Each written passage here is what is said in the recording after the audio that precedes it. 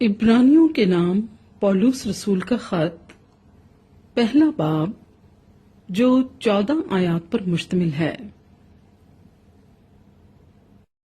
अगले जमाने में खुदा ने बाप दादा से हिस्सा ब हिस्सा और तरह ब तरह नबियों की मार्फत कलाम करके इस जमाने के आखिर में हमसे बेटे की मार्फत कलाम किया, जिसे उसने सब चीजों का वारिस ठहराया और जिसके वसीले से उसने आलम भी पैदा किए। वो उसके जलाल का परताव और उसकी जात का नक्श होकर सब चीजों को अपनी कुदरत के कलाम से संभालता है।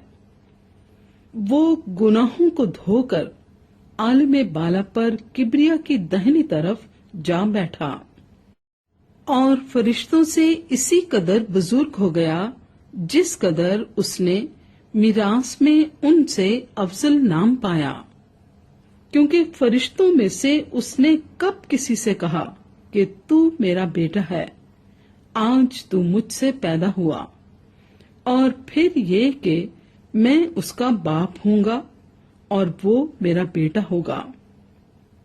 और जब पेलौठे को दुनिया में फिर लाता है तो कहता है कि खुदा के सब फरिश्ते उसे सजदा करें, और फरिश्तों की बाबत ये कहता है कि वो अपने फरिश्तों को हवाएं और अपने खादिमों को आग के शोले बनाता है।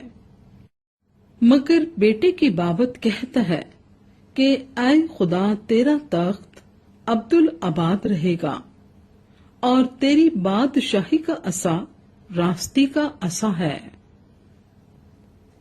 तूने रास्तबाजी से मोहब्बत और बदकारी से अदावत रखी, इसी सबब से खुदा यानी तेरे खुदा ने खुशी के तेल से तेरे साथियों की बानिस्बत तुझे ज्यादा मसा किया।